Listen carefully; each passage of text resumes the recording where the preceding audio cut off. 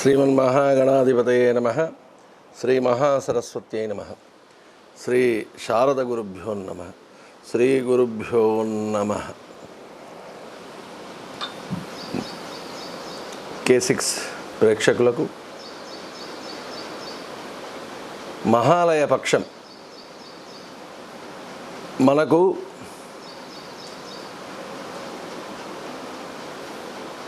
వాగర్తావివ సంపృక్తౌ వాగర్త ప్రతిపత్తయే జగత పితరౌ వందే పార్వతీ పరమేశ్వరౌ. మాతాపితృ సమానంగా ఆది దంపతులైనటువంటి పార్వతీ పరమేశ్వరులను మనం స్మరిస్తూ ఉంటాం. మరి సాక్షాత్ మనకు జన్మనిచ్చినటువంటి మాతాపితృవులు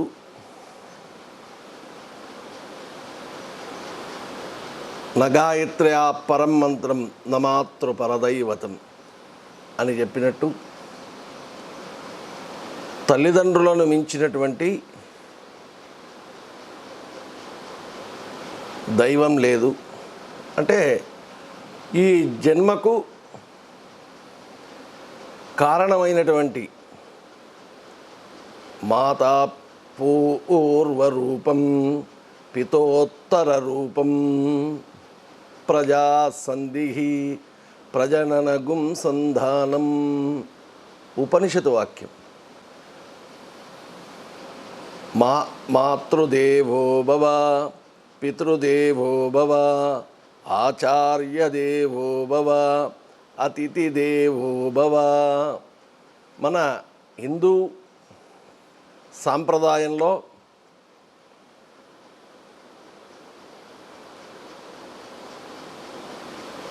రుణత్రయం, రుణం ఉండకూడదు అని మనం భావిస్తూ ఉంటాం. దేనికి రుణం ఉండద్దయ్యా అంటే మానవ జన్మ మోక్ష సాధన కోసమే వచ్చింది. ఈ మోక్ష సాధన కోసం వచ్చినటువంటి ఈ జన్మ తరింపజేసుకోవాలి అంటే ఏ రుణం ఉండకూడదు. ఈ రుణత్రయాల్లో దేవరుణం, ఋషి రుణం, పితృరుణం.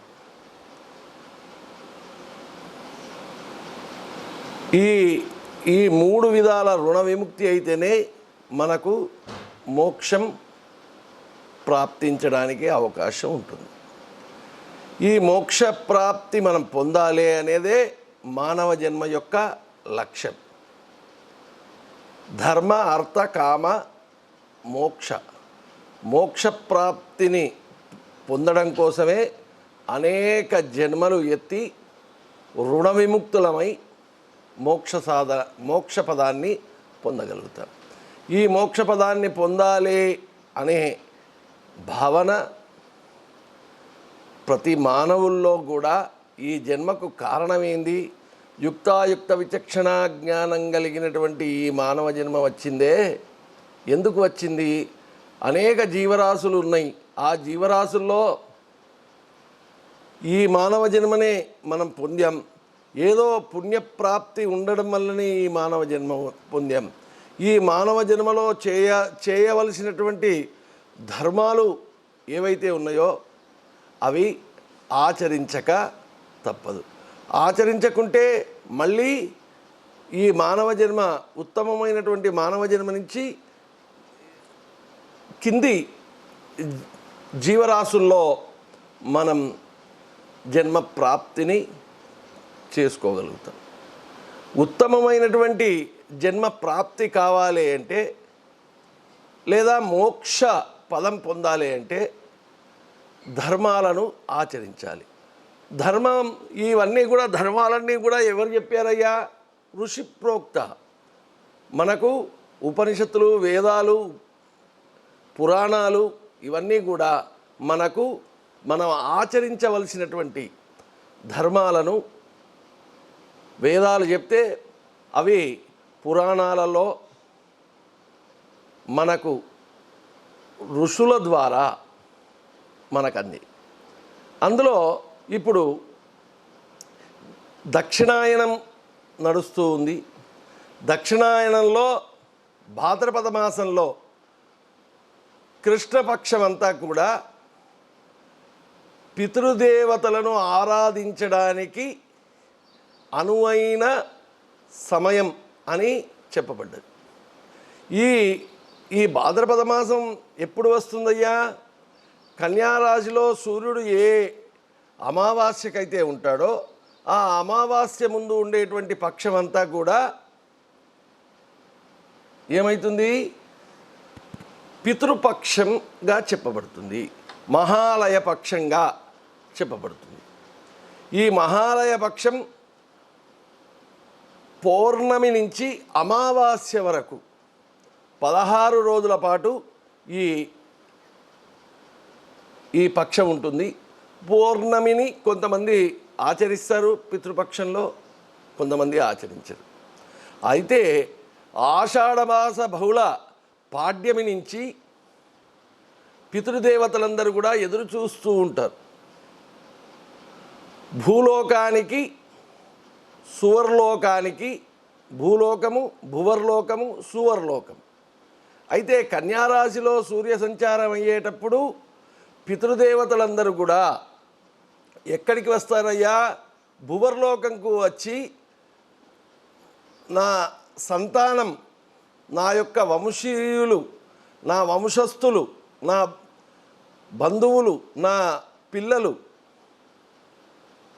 పితృకర్మను ఆచరించి నాకేమైనా ఉత్తమ గతిని ప్రాప్తించే విధంగా విధులు నిర్వహిస్తున్నారా అని ఎదురు చూస్తూ ఉంటారు.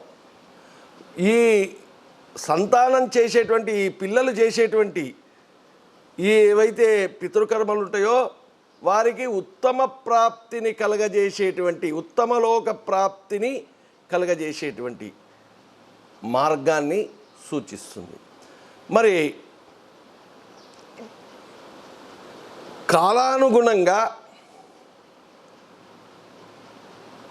కాలానుగుణంగా మనం చేసేటువంటి ప్రక్రియ అంతా కూడా చాలా మార్పులతో కూడుకొని వచ్చి, తల్లిదండ్రులు ఏం సంపాదించి ఏ ధనాస్తి పెట్టారా, స్థిరాస్తి పెట్టారా అని ఎదురు చూసే సంతానమే ఎక్కువ శాతం కనిపిస్తున్నది. కానీ మాతాపితృ సంస్మరణ చేసుకుంటూ ఆ మాతృవర్గ పితృవర్గ పెద్దలందరినీ జ్ఞాపకం చేసుకొని స్మరించుకుంటూ వారికి చేసేటువంటి ప్రక్రియను మాత్రం మరచిపోతూ వస్తున్నారు. ఈ మరచిపోతూ వస్తూ ఉన్నటువంటి దీనికి పితృశాపానికి, మాతృశాపానికి గురి అయి వారికి పుట్టేటువంటి సంతానమంతా కూడా పితృ దోషంతో, మాతృశాపంతో పిల్లలు పుట్టడం వలన వారి యొక్క ఏదైతే అభివృద్ధి పథం ఏదైతే ఉన్నదో అనేక ఆటంకాలతో నడుస్తూ ఉంటుంది అని మనకు పురాణాలు చెప్తున్నాయి. పితృదేవతలను, మాతృదేవతలను మనం మరిచిపోయినట్టయితే మనకు కలిగినటువంటి సంతాన వృద్ధి అనేక అవరోధాల్లో చిక్కుకుంటుంది అని శాస్త్రం చెబుతున్నది. ఇది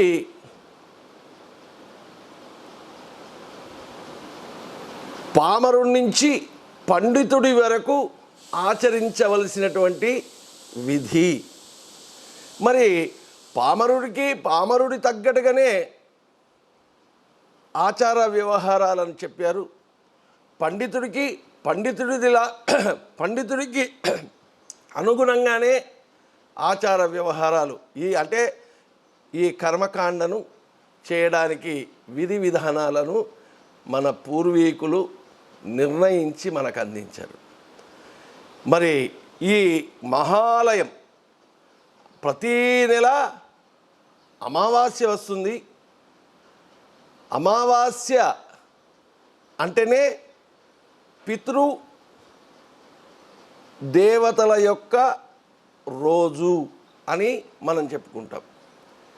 పితృదేవతలు ప్రతి అమావాస్య రోజు కూడా పితృదేవతలను ఆరాధించమని చెప్పింది.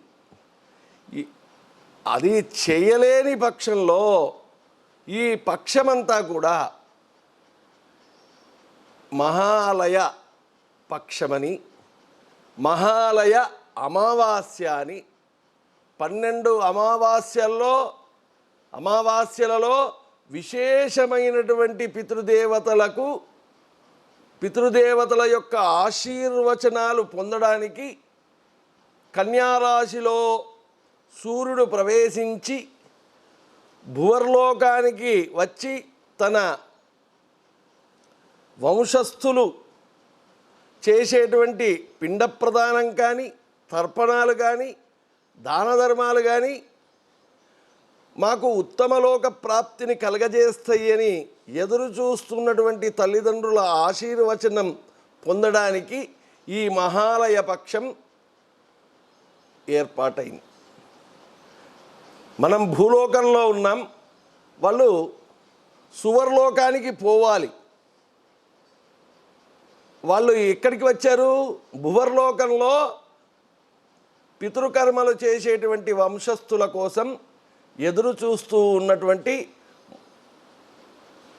వంశంలో మృతి చెందినటువంటి పెద్దలందరూ కూడా ఎదురు చూసే కాలం. మరి మనం వాళ్ళను సువర్లోకానికి పంపివ్వాలి అంటే భూలోకంలో ఉన్నటువంటి వారి యొక్క కుటుంబీకులు, వంశస్థులు, వారసులు, వారి ఆస్తిని పొందినవారు, వారి వలన జన్మను పొందినటువంటి వారు, ఏం పెట్టకపోని ఈ జన్మ, ఈ జ్ఞానం, ఈ బుద్ధి అంతా కూడా వారు కల్పించిందే కదా.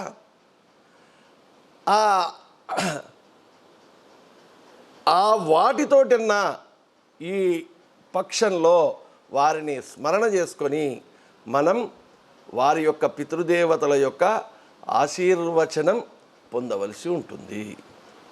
మనం ప్రతి శుభకార్యానికి ముందు కూడా పితృదేవతలను ఆహ్వానించి పితృదేవతలందరినీ యొక్క ఆశీర్వచనం పొందడానికి నాంది శ్రాద్ధమని కూడా మనం చేస్తూ ఉంటాం. మరి ఆ విధంగా పితృదేవతల యొక్క ఆశీర్వచనం ఎప్పుడూ మనకు ఉండాలి అంటే ఈ మహాలయ పక్షాన్ని మనం ఆచరించి ఆ మాతృవర్గంలో కానీ, పితృవర్గంలో కానీ, గురువర్గంలో కానీ ఎవరైనా పరమపదించినట్టయితే వారందరికీ కూడా వారి గోత్రనామాలతో మనం ఈ విధానం, ఈ కర్మకాండ చేయవలసి ఉంటుంది. మరి ఈ చాలామందికి సందేహం ఉంది, అధిక మాసం వస్తున్నది కదా, ఈ మాసంలో చేయాలా, వచ్చే మాసంలో మహాలయ పక్షం చేయాలా, ఇదే భాద్రపద బహుళమందు చేసేటువంటి ఏదైతే పితృకర్మలు చేయదలుచుకున్నటువంటి వాళ్ళు ఇప్పుడే చేయాలి. ఎందుకంటే అధిక మాసం వచ్చేది ఆశ్వయుజ మాసం. ఆశ్వయుజ మాసంలో వచ్చేటువంటిది మనకు జనరల్గా ఆశ్వయుజ మాసంలో ఏం వస్తుంటాయి? దసరా నవరాత్రులు, కోజాగిరి పౌర్ణిమ, తర్వాత అమావాస్య ఏది? దీపావళి. ఆశ్వయుజ మాసంలో వచ్చేటువంటి పండుగలు అవి. అంటే మొదలు అధిక ఆశ్వయుజ మాసం ఆరంభమవుతున్నది. తర్వాత నిజ ఆశ్వయుజ మాసంలో దేవీ నవరాత్రులు, తర్వాత కోజాగిరి పౌర్ణిమ, దీపావళి మొదలైన పండుగలు అప్పుడు వస్తాయి.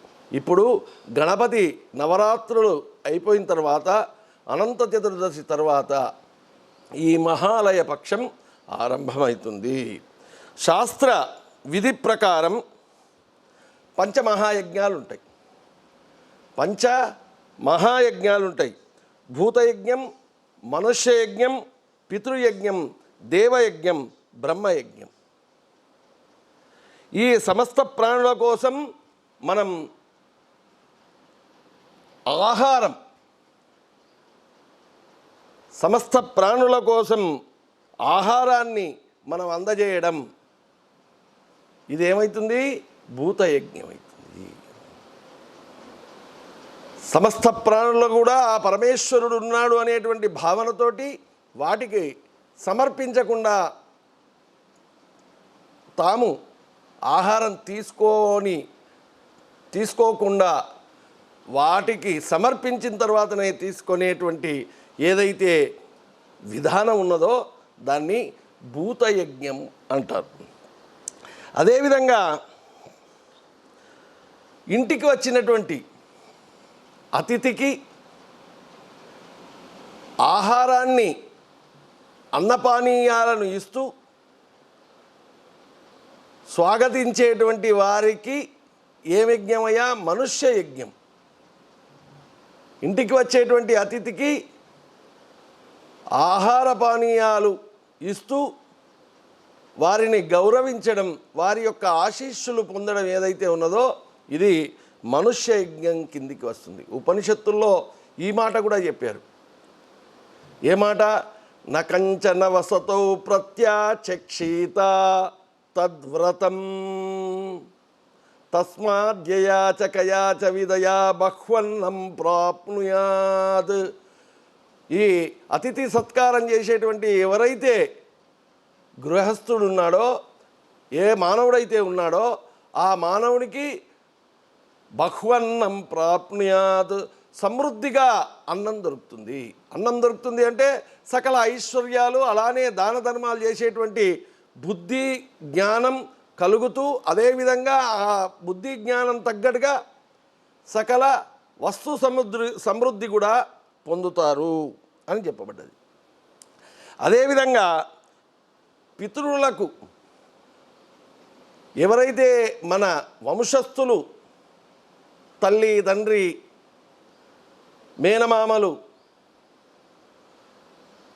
తండ్రి తోబుట్టిన వాళ్ళు, ఇలా సమస్త మాతృవర్గ పితృవర్గంలో మృతి చెందినటువంటి వారికి చేసేటువంటి ఏదైతే కర్మలు ఉంటాయో ఆ కర్మలను ఏమంటారు? ఆ కర్మలను పితృయజ్ఞమని అంటారు. దీన్నే శ్రాద్ధ కర్మలు అని కూడా అంటారు. మరి హోమాదులు చేస్తూ ఉంటాం. దేవతల పేరు మీద దేవతలకు అగ్నిలో సమర్పించింది, దేవతా ముఖానికి సంబంధించిన దేవుడు ఎవరయ్యా అంటే అగ్నిహోత్రుడు. అగ్నిహోత్రం ద్వారా మనం ఏ దేవతలను ఆహ్వానించి వాటికి సమర్పిస్తామో అగ్నిహోత్రుని ద్వారా ఆయా దేవతలకు సమర్పించేటువంటి యజ్ఞాన్ని దేవ యజ్ఞమని అంటారు. అదేవిధంగా సమాజానికి మార్గదర్శనం చేస్తూ, అధ్యాపన చేస్తూ, మంచి జన్మ వచ్చినటువంటి కర్మ, ఈ జన్మ వచ్చినటువంటి దాన్ని సార్థకం చేసుకోండి అని పదే పదే పదే చెప్పేటువంటి, మానవలోకానికి ఉపదేశం ఇచ్చేటువంటి ఏదైతే కర్మ ఉందో అది బ్రహ్మయజ్ఞం అంటారు. అంటే సత్యం జ్ఞానమనంతం బ్రహ్మ. మరి ఆ పరమ పదాన్ని పొందడానికి ఏదైతే ఉత్తములు మనకు ఉపదేశించేటువంటి వాక్యాలు ఏవైతే ఉన్నాయో అది బ్రహ్మయజ్ఞం కిందికి వస్తుంది. అంటే విద్యా గురువునాం గురువు ద్వారా మనం నేర్చుకుంటాం, మనం ఇంకా 10 మందికి నేర్పుతాం, ఇంకా 10 మంది ఇంకో 10 మందికి నేర్పుతారు. ఆ విధంగా చేసేటువంటి ప్రక్రియ ఏదైతే ఉన్నదో దాన్ని బ్రహ్మయజ్ఞం అంటారు. అంటే ఇప్పుడు మనం ఎన్ని భూతయజ్ఞం, మనుష్యయజ్ఞం, పితృయజ్ఞం, దేవయజ్ఞం, బ్రహ్మయజ్ఞం, ఈ 5 రకాల యజ్ఞాలను మన పూర్వీకులు మనకు అందించినటువంటి గొప్పనైనటువంటి ధర్మాచరణలో భాగంగా విశేషమైనటువంటి ప్రాధాన్యత కలిగినటువంటి యజ్ఞాలు. ఈ 5 మహాయజ్ఞాలలో విశేషంగా అంటే మనం లేకుంటే ఇవన్నీ ఎలా ఆచరిస్తాం? మనం ఉండడానికి కారణం ఎవరు? మాతాపితృలు. ఆ మాతాపితృ యజ్ఞం చేయడమే పితృయజ్ఞం. ఆ పితృయజ్ఞం ఈ 5 యజ్ఞాలలో విశేషంగా మనకు ప్రాధాన్యత ఉంటుంది. తల్లిదండ్రులు సంతానం కోసం చేసేటువంటి త్యాగం మనం విలువ కట్టలేనటువంటిది. వారి యొక్క మమకారం చేత మనకు అందించినటువంటి జ్ఞానం కావచ్చు, ఈ శరీర పోషణకు వాళ్ళు అందించినటువంటి తమ శక్తి యుక్తులు కావచ్చు, అవన్నీ కూడా మనం విస్మరించడానికి వీల్లేదు. కనీసం ఈ మహాలయ పక్షంలోనైనా వారిని స్మరిస్తూ వారికి మనం చేసేటువంటి యజ్ఞమే పితృయజ్ఞం. ఈ పంచమహాయజ్ఞాలలో విశేషంగా మనకు ఫలితాన్ని ఇచ్చేటువంటిది. ఇందులో ఫలితాన్ని ఇస్తుంది అనే భావన కన్నా మన కర్తవ్యం, మన నిర్వహణలో ఇది ప్రధానమైనటువంటి కర్తవ్యంగా విధిగా చేయవలసినటువంటి యజ్ఞం. ఈ వారి యొక్క ఆశీస్సులు ఉన్నట్టయితే ఈ పితృయజ్ఞం మనం విధిగా చేయాలి. వారి యొక్క ఆశీస్సులు దీనివల్ల మనకు కలిగినట్టయితే సమస్త భోగభాగ్యాలు సుఖ సంతోషాలు నిరంతరం మనకు కలుగుతూ ఉంటాయి. మహాన్ అత్యంతి కోలయో యత్ర మహాలయ ఆ సమంతాత్లయం అలయం. మహానత్యంత కోలయో యత్ర మహాలయః ఆ సమంతాత్లయం ఆలయం. మహాలయాన్ని గురించి 2 వ్యుత్పత్తి అర్థాలు ఉన్నాయి. అంటే లయము అంటే ఏంది? ప్రళయము అంటాం. లయం అంటే నశించేటువంటిది, వినాశనం అని ఒక అర్థం, ప్రళయం అనేటువంటిది ఇంకొక అర్థం. ఏదైతే మనం వస్తువును చూస్తున్నామో లేదా ప్రాణిని చూస్తున్నామో అవి లయమైపోయినప్పుడు, అంటే మాయమైపోయినప్పుడు, అదృశ్యమైపోయినప్పుడు, దానికే నశించినప్పుడు, లయంలో కలిసినప్పుడు ఆ రోజును మనం ఏమంటాం? ప్రళయ కాలము అంటాం. ఆ ప్రళయ కాలంగా మనం అర్థం చేసుకుంటాం. మరో అర్థంలో ప్రళయకాలం వరకు నిలిచి ఉండి అప్పుడు లయమయ్యేది గొప్పది మహాలయం. దైవగణాలకు సంబంధించిన దక్షిణాయనం రాత్రి కాలం. ఇది ఆషాఢ కృష్ణపక్షం నుంచి ప్రారంభమవుతుంది. మనం దక్షిణాయన కాలం ఎప్పటి నుంచి ప్రారంభమవుతుంది? ఆషాఢ శుద్ధ ఏకాదశి అని మనం అది మొదలుకొని దక్షిణాయనంగా భావిస్తూ ఉంటాం. అనేక దైవయజ్ఞాలు, బ్రహ్మయజ్ఞాలు, భూతయజ్ఞాలు, మనుష్య యజ్ఞాలు, ఇవన్నీ అనేక మన ఆచార వ్యవహారాల్లో ఇమిడి ఉన్నటువంటి 5 యజ్ఞాలు నడుస్తూనే ఉంటాయి. కానీ ఈ మహాలయం అంటే భాద్రపద మాసం బహుళమందు కృష్ణపక్షమందు వచ్చేటువంటి పక్షం రోజులు ఉన్నాయే, ఇవి పితృదేవతలకు సంబంధించినటువంటి పక్షంగా చెప్పబడ్డది. ఆషాఢీమవధీం కృత్వా పంచమం పక్షమాశ్రిత కాంక్షంతి పితర క్లిష్ట అన్నమప్యన్వయమానయా వహంజలం. ధర్మశాస్త్ర ప్రకారం ఆషాఢమాసంలో కృష్ణపక్షంలో వచ్చేటువంటి అంటే ఆషాఢ శుద్ధ ఏకాదశి తర్వాత వచ్చేటువంటి పూర్ణిమ తర్వాత వచ్చేటువంటి బహుళం నుంచి లెక్కిస్తే 5వ పక్షం అంటే ఆషాఢ బహుళం, శ్రావణం 3, శ్రావణంలో 2 పక్షాలు, ఆషాఢం 1 పక్షం 3 అయినాయి. తర్వాత భాద్రపదంలో శుక్లపక్షం 4 అయినాయి. 5వ పక్షం అంటే భాద్రపద బహుళ పౌర్ణమి నుంచి ఆరంభమయ్యేటువంటిది ఇది పితృపక్షంగా చెప్పబడ్డది. ఇది ధర్మశాస్త్ర పద్ధతిలో పురాణాలలో స్కంద పురాణంలో చెప్పబడ్డది. స్కంద పురాణంలో నాగరఖండంలో చెప్పబడ్డటువంటి విషయం. ఇంతకుముందు మనం చెప్పుకున్నాం, సూర్యుడు కన్యారాశిలో ప్రవేశించినటువంటి అమావాస్య ఏదైతే ఉంటుందో దానికి ముందు వచ్చేటువంటి పక్షం ఏదైతే ఉన్నదో అది పితృపక్షం. ఆ కన్యారాశిలో ఉన్నప్పుడు భూభ్రమణం అంతా కూడా ఎలా ఉంటుంది అంటే సువర్లోకానికి భూలోకానికి మధ్యన ఉండేటువంటి పితృదేవతలందరూ కూడా తమ యజ్ఞ కార్యక్రమం పితృయజ్ఞం నిర్వహిస్తున్నారా అని నిర్వహిస్తే ఉత్తమలోక ప్రాప్తిని పొందవచ్చు, నా సంతానం, నా కుటుంబీకులు, నా వారసులు అని ఎదురు చూసేటువంటి కాలం. ఎవరు ఎదురు చూసే కాలం? పితృదేవతలు ఎదురు చూసే కాలం.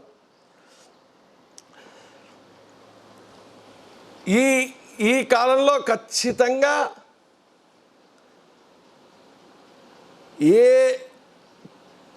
ఏ విధమైనటువంటి అంటే శక్తి ఉన్నా శక్తి లేకున్నా ఈ పితృదేవతలను సంస్మరించుకునేటువంటి పక్షం 15 రోజులు. మహాభారతంలో హేమాద్రి పండితుడు రచించిన చతుర్వర్గ చింతామణి ప్రకారం సూర్యుడు కన్యారాశిలో సంచారం చేసే 16 పగటి కాలాలు పితృయజ్ఞం చేయాలి అని చెప్పేటువంటిది. ప్రతిరోజు ఈరోజు చేసేటువంటి శ్రాద్ధాలన్నీ కూడా గయా శ్రాద్ధాలుగా చెప్పబడ్డాయి. రోజు ఈ పితృపక్షంలో కనీసం తర్పణాలు చేయండి, కనీసం వారి యొక్క స్మరణ చేయండి అని చెప్పబడ్డది.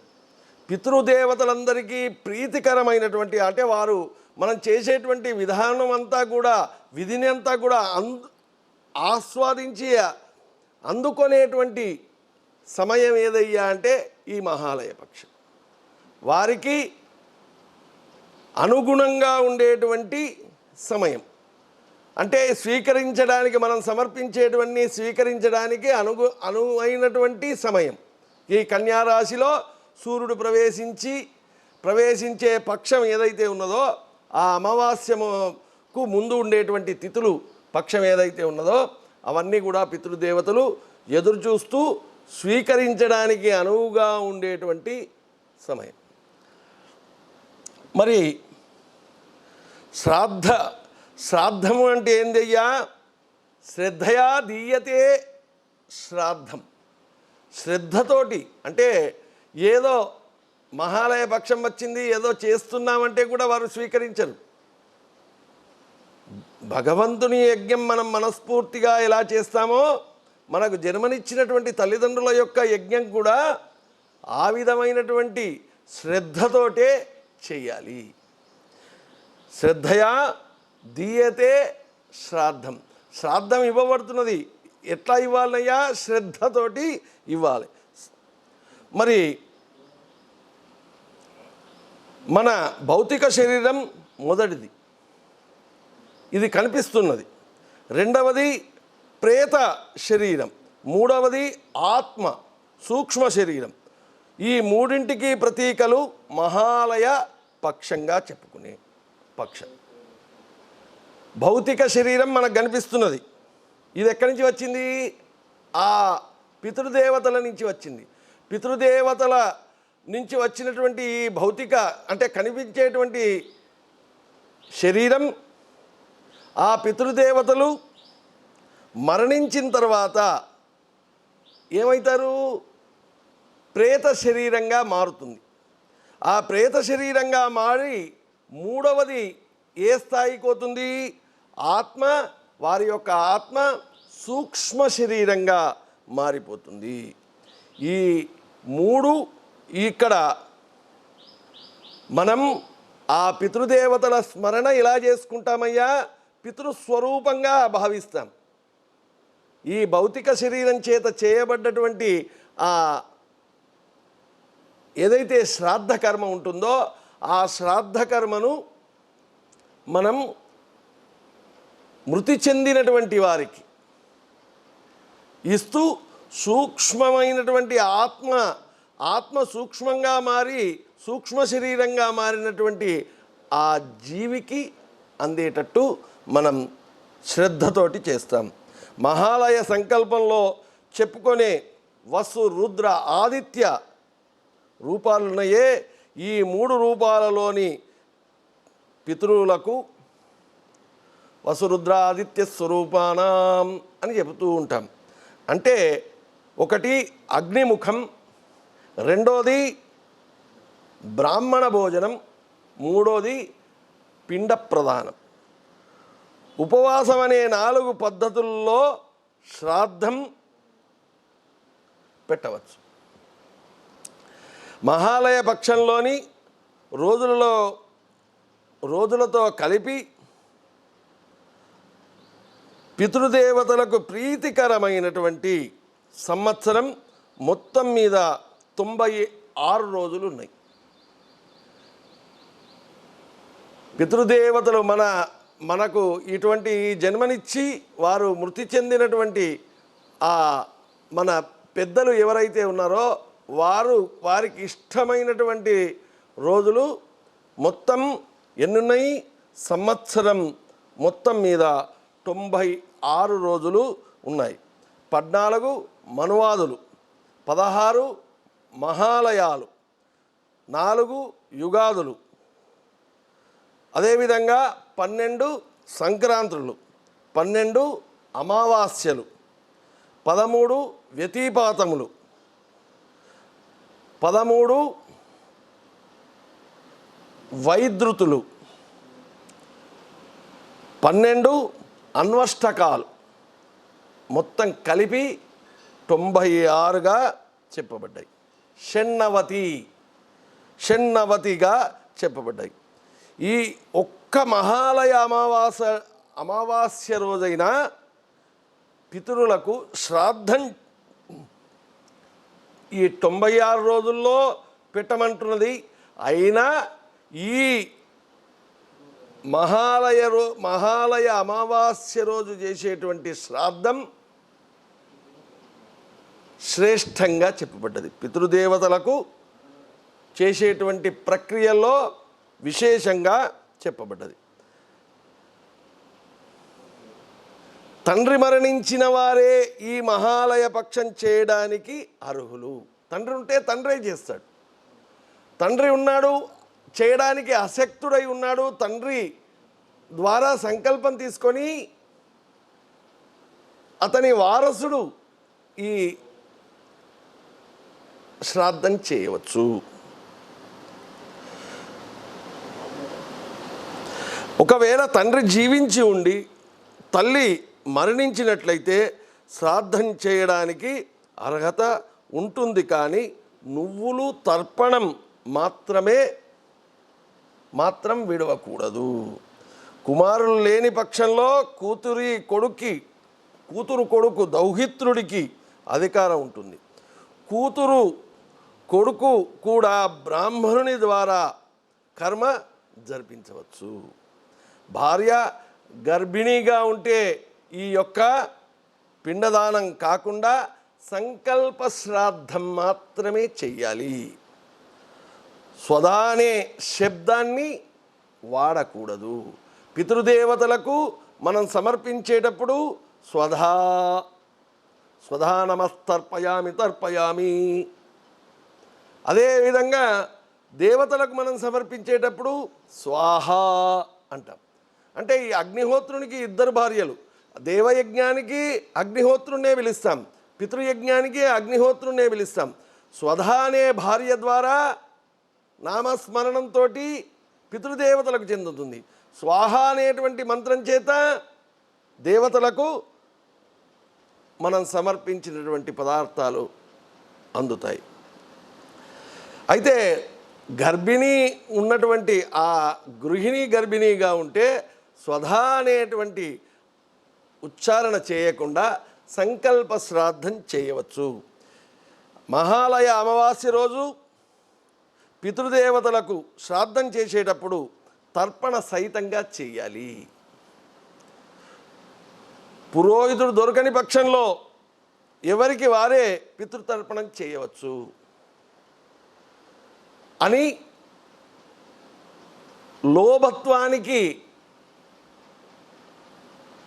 లోభత్వంతో కాకుండా బ్రాహ్మణులను పిలిచి ఈ పితృయజ్ఞం నిర్వహించండి. దొరకని పక్షంలో ఈ విధంగా, దొరకని పక్షంలో అంటే ప్రయత్నం చేయంగా దొరకకుంటే ఈ విధానంగా ఏమన్నాడు. పితృదేవతల తర్పణం చేసినా కానీ తృప్తి పొందుతారు. బ్రాహ్మణులో పితృదేవతలను ఆవాహన చేసి పితృపితామహ ప్రపితామహలను ఆవాహన చేసి వారి యొక్క శ్రాద్ధం చేయాలి. చటక శ్రాద్ధం అని కూడా ఉంది, ఆ శ్రాద్ధం కూడా నిర్వహించవచ్చు. కొన్ని సందర్భాల్లో బ్రాహ్మణులు లేకుండా పితృదేవతలను ఆవాహనం చేసి తగిన కారణంతో ఈ శ్రాద్ధ కర్మ చేయలేని పక్షంలో క్లుప్తంగా చేసే శ్రాద్ధ విధి కూడా ఉంది. దీన్ని హిరణ్య శ్రాద్ధం అంటారు. ఇది కాకుండా ఆమశ్రాద్ధం అని కూడా అంటారు. దీనికే దర్శశ్రాద్ధం, ఆమశ్రాద్ధం లేదా హిరణ్య శ్రాద్ధం అనే పేర్లు. ఈ శ్రాద్ధ కర్మలలో పితృదేవతల ప్రీతి కొరకు అర్పించే తిలాంజలి అంటే నువ్వులతో కూడినటువంటి నీరును తీసుకొని విడవడం వలన దాన్ని పితృదేవతల యొక్క ఉనికిని ఉత్తమలోకానికి, అక్షయ పుణ్యలోకానికి ప్రాప్తి కలిగజేసేటువంటి విధంగా ఈ కర్మ పితృదేవతలకు ఉపయోగపడుతుంది. ఇలా తిలతర్పణాన్ని ఇంటి లోపల, ఇంటి బయట ఆవరణలో కానీ కూర్చుండి చేయాలి.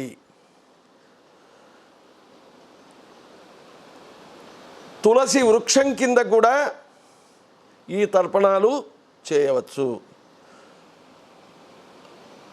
మాతాపితృ మాతులహ ఇలా క్రమంగా మృతి చెందినటువంటి వారు, మన బంధువర్గంలో ఉన్నటువంటి వారందరికీ ఈ తర్పణాలు చేయవచ్చు. పిండ ప్రదానం చేయవచ్చు. పిండితో పిండ ప్రదానం చేయవచ్చు. అన్నంతో పిండ ప్రదానం చేయవచ్చు. పేరు, గోత్రం, పితృదేవత రూపం, వసురూపం మొదటిది, రుద్రరూపం 2, ఆదిత్య రూపం 3. ఈ 3 విధాలుగా 3 పేర్లు చెప్పుకుంటూ వసురుద్ర ఆదిత్య స్వరూపానం అని చెబుతూ తర్పణాలు వదలాలి. మాతృపితామహ ప్రపితామహి, మాతు తల్లి, నానమ్మ వాళ్ళ అత్త, మాతు పితామహి ప్రపితామహి అని ఈ 3 వర్గాలను మనం తర్పణాలు కానీ పిండ ప్రదానం కానీ చేయాలి.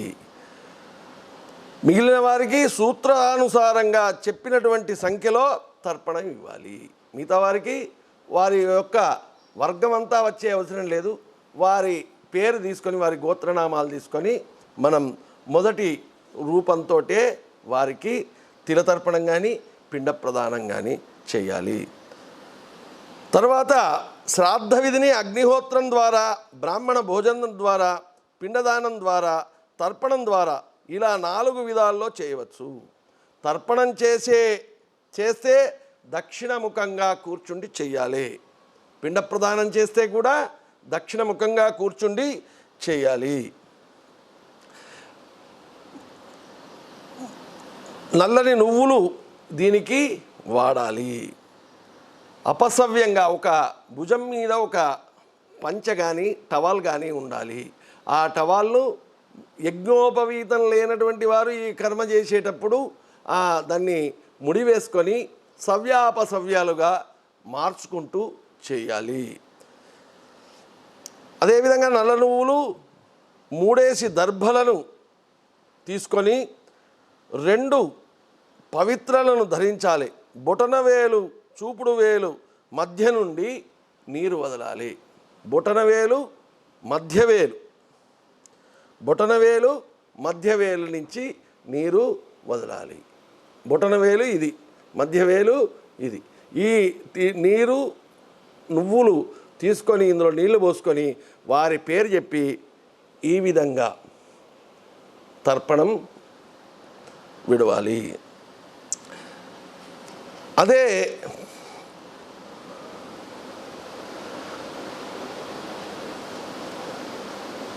దీంట్లో మనం నీళ్లు విడిచేటప్పుడు కూడా మనం ఇప్పుడు ఇంతకుముందు మహాయజ్ఞాల గురించి చెప్పుకున్నాం. పితృయజ్ఞంలో ఈ విధంగానే నీళ్లు విడవాలి అనే నియమం ఉంది.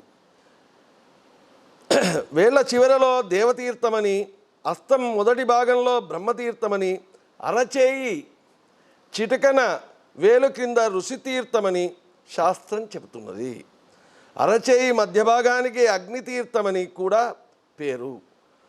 ఈ పితృకర్మలకు సంబంధించి చూపుడు వేలు బొటన వేలు మధ్య నుండి నీరు వదలాలని శాస్త్రం చెబుతున్నది. కులంలో పుట్టినవారు, సంతానం లేనివారు, కొడుకులు లేనివారు ఇలా అందరికీ పుణ్యలోకాలు లభించుగాక అనే మహా సంకల్పం మహాలయంలో ఉంటుంది. ఈ మహాలయాన్ని ప్రతి ధర్మం మీద విశ్వాసం ఉన్నటువంటి వారందరూ కూడా దీన్ని ఆచరించాలి. కనీసం మేము శ్రాద్ధం ఏదైతే శ్రాద్ధ తిథి ఉన్నదో ప్రతి సంవత్సరం వచ్చేటువంటి శ్రాద్ధం రోజే శ్రద్ధగా చేస్తాము అనుకున్నప్పుడు కనీసం ఆయా తిథులు వచ్చినప్పుడు వారందరికీ మాతృవర్గానికి, పితృవర్గానికి, సమస్త బంధువర్గానికి, గురువర్గానికి, గురువులు మృతి చెందినా కానీ ఈ తిలతర్పణం చేసి అక్షయ పుణ్యలోకాలకు మనం కృతజ్ఞతాపూర్వకంగా వారికి అందించాలి. మరి శ్రద్ధతోటి చేసేదే శ్రాద్ధం. మహాలయం ప్రత్యేకమైందయ్యా అంటే ఇది ద్వాదశి నాడు సన్యాసులకు చేయవలసి ఉంటుంది. మరణాన్ని పొందినటువంటి వారు, ఆత్మహత్యతో మృతి చెందిన వారికి, విషప్రయోగాలతో మరణించిన వారికి చతుర్దశి రోజు చేయాలి. భర్త జీవించి ఉండగా మరణించిన సుహాసినికి నవమి తిథి రోజు చేయాలి. అదేవిధంగా కూతురు తన కొడుకు చేత తల్లిదండ్రులకు శ్రాద్ధం ఏర్పాటు చేయదలిచినప్పుడు ఆశ్వయుజ శుద్ధ పాడ్యమి నాడు చేయాలి. పితృతిథి ఆనాడే ఆబ్దికం నిర్వహిస్తారు. మహాలయ పక్షం 16 రోజులు పితృదేవతలకు ప్రీతికరమైనటువంటి రోజులు. ఒక్క రోజున శ్రాద్ధకర్మ నిర్వహించినందువలన ఒక్కొక్క ఫలితం ఉంటుంది. ఈ 16 రోజులు కూడా మనం పితృకర్మలు చేయవచ్చు.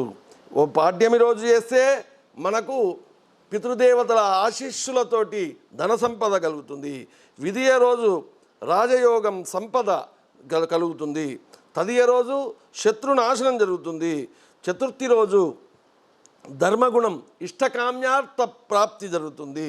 పంచమి రోజు ఉత్తమ లక్ష్మీ ప్రాప్తి జరుగుతుంది. షష్ఠి రోజు గౌరవం పెరుగుతుంది. సప్తమి రోజు యజ్ఞం చేసినటువంటి పుణ్యఫలం కలుగుతుంది. అష్టమి రోజు సంపూర్ణ సమృద్ధి జరుగుతుంది, బుద్ధి ప్రాప్తి జరుగుతుంది. నవమి రోజు విస్తారమైనటువంటి సంపద కలుగుతుంది. దశమి రోజు ధాన్య పశు సంపద వృద్ధి కలుగుతుంది. ఏకాదశి రోజు సర్వశ్రేష్ఠ దానఫలం కలుగుతుంది. ద్వాదశి రోజు సమాజాభివృద్ధి, ఆహార భద్రత మొదలైనటువంటి సమస్యలు తీరి అందరూ ఆనందం పొందుతారు. త్రయోదశి రోజు దీర్ఘాయుష్షు, ఐశ్వర్యం, ఆరోగ్యం కలుగుతుంది. చతుర్దశి రోజు శత్రుభయం, శత్రు బాధ నుంచి విముక్తి కలుగుతుంది. అమావాస్య రోజు సమస్త కోరికలు నెరవేరుతాయి. పితృకర్మలు చేయడం వలన సమస్త పితృశాపాల నుంచి, మాతృశాపాల నుంచి విముక్తి పొందడమే కాకుండా వారి సంతానాలకు కలిగేటువంటి గ్రహ బాధల నుంచి కూడా దూరమవుతారు. పితృదోష జాతకం పిల్లలకు రాకుండా ఉంటుంది. ఒకవేళ వచ్చినా ఈ పితృకర్మలు నిర్వహించడం వల్ల ఆ దోష నివారణ జరుగుతుంది. మరి మనకు ప్రత్యక్ష దైవమైన మనకు ఈ జ్ఞానం, బుద్ధి స్వరూపం, ఈ చరాచర జగత్తును ముఖ్యంగా మోక్షం పొందడానికి మానవ జన్మను ఇచ్చినటువంటి ఆ తల్లిదండ్రులకు కృతజ్ఞతాపూర్వకంగా ఈ పక్షంలో చేయవలసినటువంటి విధి, ధర్మ పద్ధతి. స్వస్తి.